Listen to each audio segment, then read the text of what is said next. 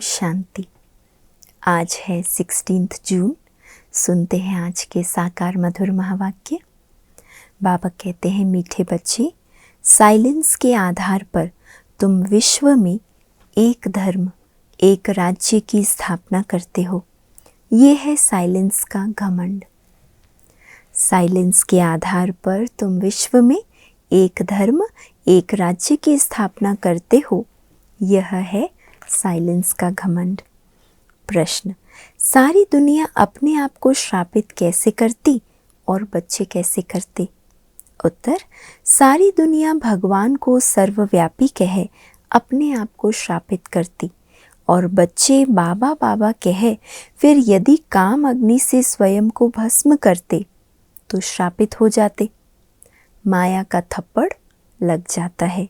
बाबा कहते, हे मीठी लाडली आत्माएं, अब सतो प्रधान बनो, भस्मासुर नहीं। क्या बनना है? सतो प्रधान। ओम शांति। बच्चे जानते हैं कि हम अभी अंधियारे से रोशनी में जाते हैं। चंद्रमा की रोशनी ऐसी है जैसे सूक्ष्म वतन। सूर्य निकलता है तो उसकी तपत हो जाती है। चंद्रमा शीतलता देता है। अब ये लाइट तो इन आँखों के लिए है। आत्मा को भी आँखें हैं। आत्मा को बुद्धि की आँखें मिलती है। आत्मा जानती है बरोबर अभी बेहद के बाप को भी जानते हैं और इन आँखों से ब्रह्मा रथ जिसमें शिव बाबा प्रवेश करते हैं उनको भी जानते हैं। तुम बच्चों को पहचान हुई है।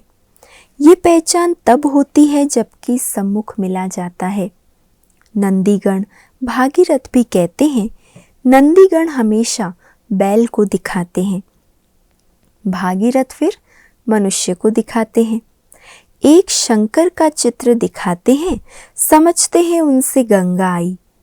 अब पानी की गंगा तो है नहीं, ये अभी तुम जान गए हो। अभी तुम ब्राह्मणों को सभी शास्त्रों आदि का ज्ञान है। सभी वेदों, ग्रंथों, उपनिषदों आदि का तुम सार समझाते हो। कई बच्चियां हैं जिन्होंने कभी कोई शास्त्र आदि पढ़ा और सुना ही नहीं है, परंतु सब वेदों शास्त्रों के सार को समझ रही हैं। अनपढ़ और ही पढ़े हुए से तीखे जाते हैं। बाबा के ज्ञान में कई बार अनपढ़ बच्चे पढ़े लिखों से आगे चले जाते। अनपढ़े आगे पढ़े हुए भरी ढोएंगे, नहीं तो अनपढ़े पढ़े के आगे भरी ढोते हैं। यहाँ ये वंडर है ना, कुछ नहीं पढ़े हुए सब वेद शास्त्रों, धर्मों, भक्ति मार्ग के कर्म कांडों को जानते हैं। मनुष्य वानप्रस्थ अवस्था में ही गुरु करते हैं, फिर वह बैठ उन्हों को शास्त्र आदि सुनाते हैं। वे समझते हैं इनसे परमात्मा के पास जाने का रास्ता मिलता है। जैसे कोई पहाड़ी है, कहाँ से भी ऊपर चढ़कर जाना है, परंतु ऐसे तो है नहीं। तुम जो कुछ नहीं जानते थे अभी सब कुछ जान गए हो।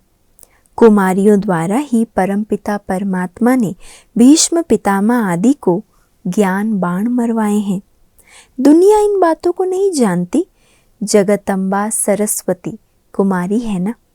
बड़े बड़े पंडित सरस्वती सरनेम रखाते हैं। वास्तव में ज्ञान सागर से निकली हुई ज्ञान सरस्वती है मम्मा। बरोबर अभी कन्याओं में ताकत जास्ती आती है क्योंकि वो उल्टी सीढ़ी नहीं चढ़ी है।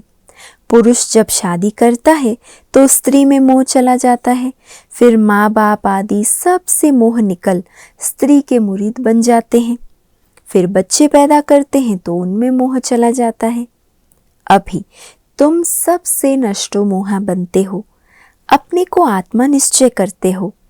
आत्मा का योग है बाप से। योग अर्थात याद। तुम्हारी बात ही निराली होती है ना।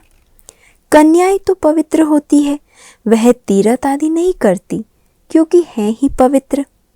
मनुष्य तीर्थों पर जाते हैं पाप काटने, समझते हैं गंगा पतित पावनी है। पतित पावन तो एक होना चाहिए ना। गंगा पतित पावनी है तो फिर वहां क्यों जाते हैं? वहां देखने जाते हैं। कहते हैं तीर मारा फिर गंगा निकली। कुछ न कुछ गौमुख आदि बनाकर रखते हैं। तो बाप बैठ समझाते हैं, बच्चे तुम आत्मा हो, अपने को आत्मा समझ मुझे याद करो। वो बाप भी है, सतगुरु भी है।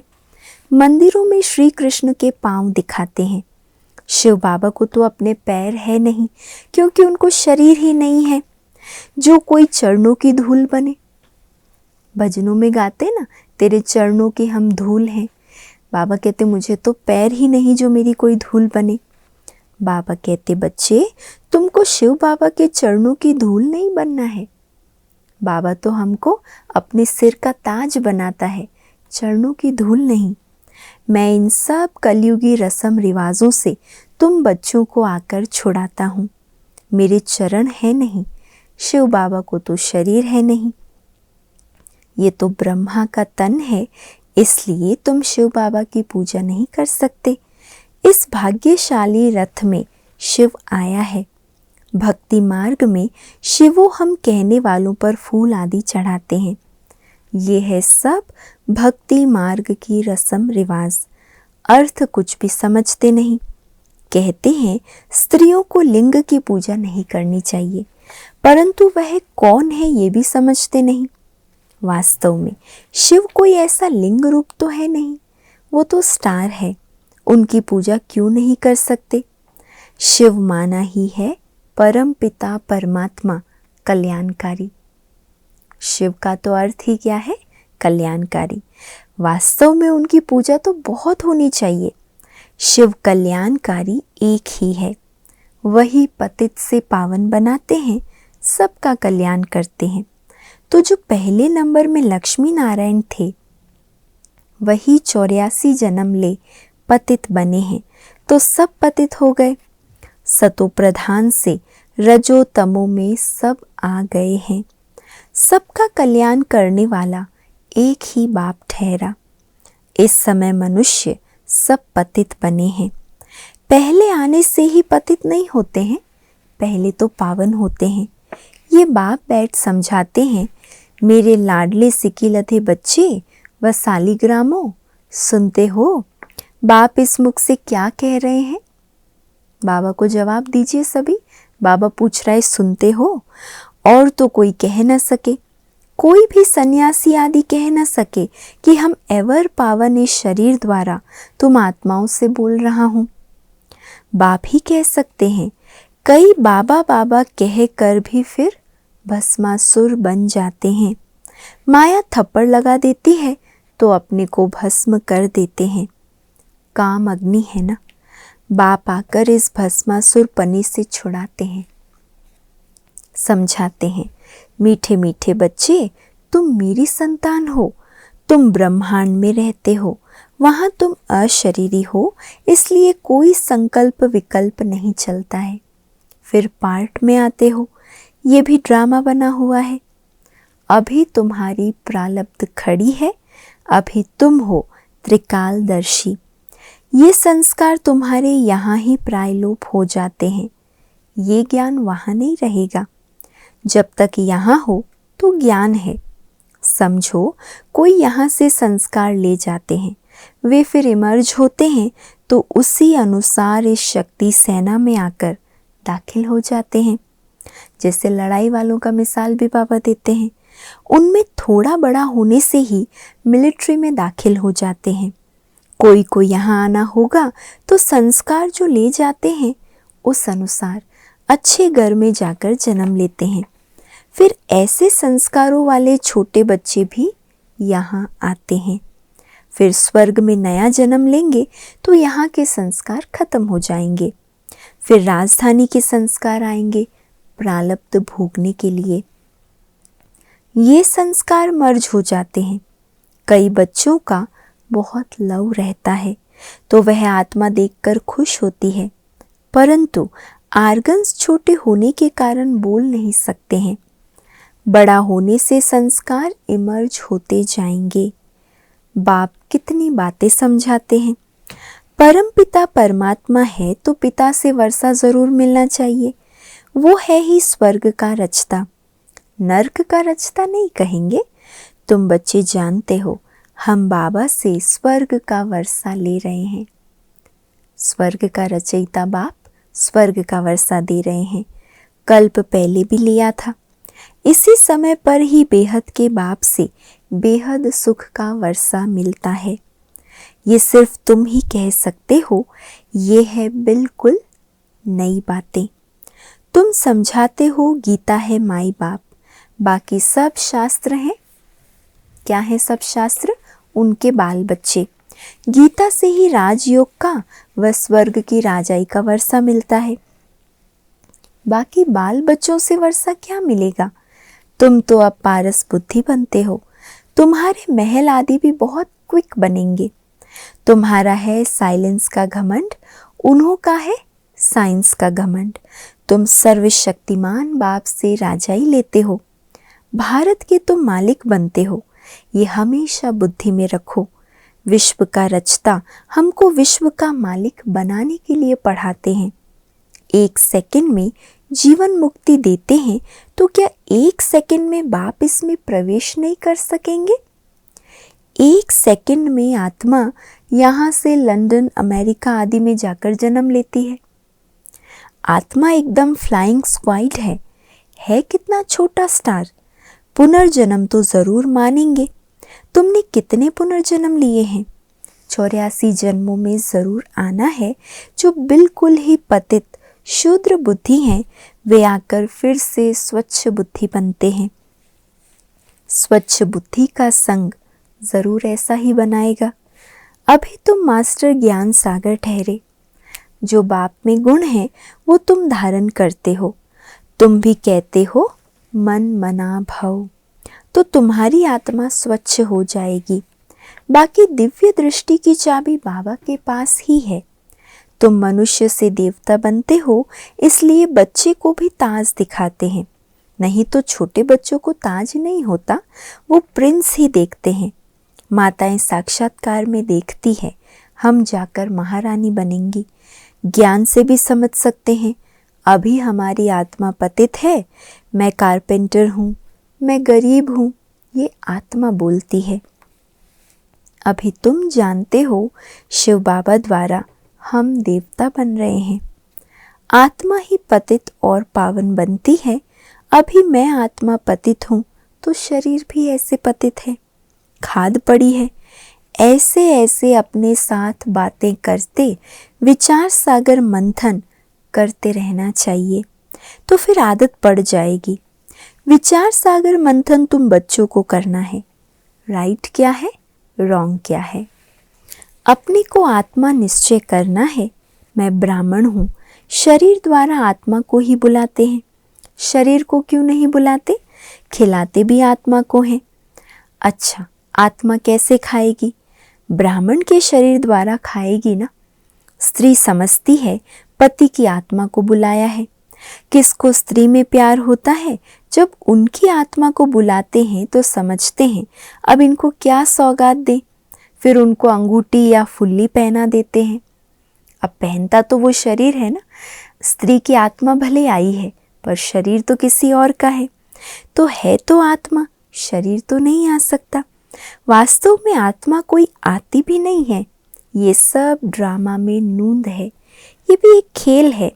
वह समझते हैं फलाना आया हुआ है, मैं उनको खिलाता हूँ। बड़े आदमी को धूमधाम से खिलाते हैं। ये रस्म रिवाज है। वास्तव में ब्राह्मणों को कोई नौकरी नहीं करनी है।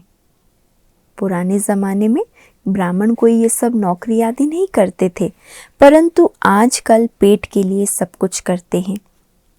नहीं तो ब्राह्मण लोग अपने को बहुत ऊंच समझते हैं, परंतु वह है कुख वंशावली। तुम हो मुख वंशावली ब्राह्मण। तुम्हारी बहुत महिमा है। तुम अब समझ गए हो। हम सारी सृष्टि के आदि मध्य अंत की नॉलेज को जानते हैं। सिवाय एक बाप के और कोई को नॉलेजफुल नहीं कहेंगे। जिनको मनुष्य से देवता बनाते हैं उनको भी गोद ज़रूर चाहिए, क्योंकि ये है मात पिता। बाप आकर तुमको इन द्वारा रचते हैं। यह बातें और कोई की समझ में मुश्किल आती है। कितनी वंडरफुल बातें हैं। कहते हैं दिन प्रतिदिन तुमको गुह्य राज सुनाता हूँ। अंत तक ये नॉलेज धारण करनी है, पिछाड़ी में जाकर कर्मातीत अवस्था होगी। 8 पास विद ऑनर होते हैं। मिलिट्री में मरते हैं तो उनको पूरा सम्मान देते हैं, बहुत धूमधाम से उनका अंतिम संस्कार सम्मान देते हुए करते हैं, राजकीय सम्मान देते हैं। यह सब पुरुषार्थ कर रहे हैं। कर्मातीत बनने की रेस है। कौन अच्छी रीति योग लगाते और रुद्रमाला में जाते हैं। मम्मा बाबा तो प्रसिद्ध हैं, फिर है नंबरवार। पास विद ऑनर्स को फुल मार्क्स मिलते हैं। वह सजा आदि कुछ नहीं खाते हैं और वो सिर्फ अष्टरत्न होते हैं। उन्हों का मान बहुत है। हमेशा 9 रत्न गाए जाते हैं, 8 नहीं। 4 की जोड़ी हो जाती, बाकी एक बीच में है बाप। वो लोग तो अर्थ को नहीं समझते, जिसने जो राय दी वो बना देते हैं। जैनी लोग कितना हठ योग करते हैं, बाल निकालते हैं, खींचकर बालों को निकालते हैं, एक एक बाल को। कितना शरीर को तकलीफ वो देते हैं ना। ये तो हिंसा हो गई। वो सन्यास तो दुख देने वाला है। तुमको कुछ भी नहीं करना पड़ता है। तुमको तो टेम्पटेशन देकर तुमसे विकारों का सन्यास कराते हैं। हमारे लिए कोई त्याग की बात थोड़ी ना है। बाबा ने इतनी बड़ी प्राप्ति सामने रखी है, उसके सामने हमारा त्याग तो कुछ भी नहीं। ये नॉलेज भी तुम्हारे सिवाय और कोई में नहीं है। बरोबर 84 जन्मों का चक्र लगाया, अब हम वापस जाते हैं। जितना योग में रहेंगे तो पवित्र बन सकेंगे। याद में रहते और सर्विस करते रहें तो उनको जास्ती फल मिलेगा। मोस्ट बिलवेड बाप है, जिससे 21 जन्मों के लिए सुख का वर्षा मिलता है। अच्छा, मीठे मीठे सिकिलथे बच्चों प्रति माता पिता बाप दादा का याद प्यार और गुड मॉर्निंग। रूहानी बाप की रूहानी बच्चों को नमस्ते और हम सब रूहानी बच्चों की रूहानी माता पिता बाप दादा को याद प्यार, गुड मॉर्निंग और नमस्ते। धारणा के लिए आज का मुख्य सार। पहला, कर्मातीत बनने की रेस करनी है। अच्छा फल प्राप्त करने के लिए याद में रहकर सर्विस करनी है। दूसरा, स्वच्छ बुद्धि वालों का संग करके स्वच्छ बनना है। बाप के गुणों को स्वयं में धारण करना है। स्वयं को कभी भी श्रापित नहीं करना है। आज का वरदान है, इच्छा मात्रम अविद्या की स्थिति द्वारा मास्टर दाता बनने वाले ज्ञानी तू आत्मा भव। इच्छा मात्रम अविद्या की स्थिति द्वारा मास्टर दाता बनने वाले ज्ञानी तू आत्मा भव। जो ज्ञानी तू आत्मा अर्थात बुद्धिवान है, उन्हें बिना मांगे सब कुछ मिलता है। मांगने की कोई आवश्यकता नहीं रहती। जब स्वतः सर्व प्राप्तियां हो जाती है तो मांगने का संकल्प भी नहीं उठ सकता। ऐसे बच्चे इच्छा मात्रम अविद्या बन जाते हैं। ऐसे ज्ञानी तो आत्मा मांगने वाले से दाता के बच्चे मास्टर दाता बन जाते हैं। मांगना पूरा हो जाता है। इतना बड़ा स्वमान मिल जाता जो नाम मान शान की भी इच्छा नहीं रहती। स्लोगन, अपने मन बुद्धि संस्कारों पर संपूर्ण राज्य करने वाले ही स्वराज्य अधिकारी हैं। अपने मन बुद्धि संस्कारों पर संपूर्ण राज्य करने वाले ही स्वराज्य अधिकारी हैं। और आज का व्यक्त इशारा है, सर्व आत्माओं के वृक्ष का तना आप ब्राह्मण हो। ये सारी शाखाएं अर्थात भिन्न भिन्न धर्म की आत्माएं भी मूल तना से निकली है, तो सभी अपने हुए ना। ऐसे स्वमानधारी सदा अपने को मास्टर रचयिता समझ, अपने को आदि देव ब्रह्मा के आदि रतन आदि पार्टधारी आत्माएं समझ सबको सम्मान दो। क्या टाइटल बाबा अपने आप को याद दिलाने को कह रहे?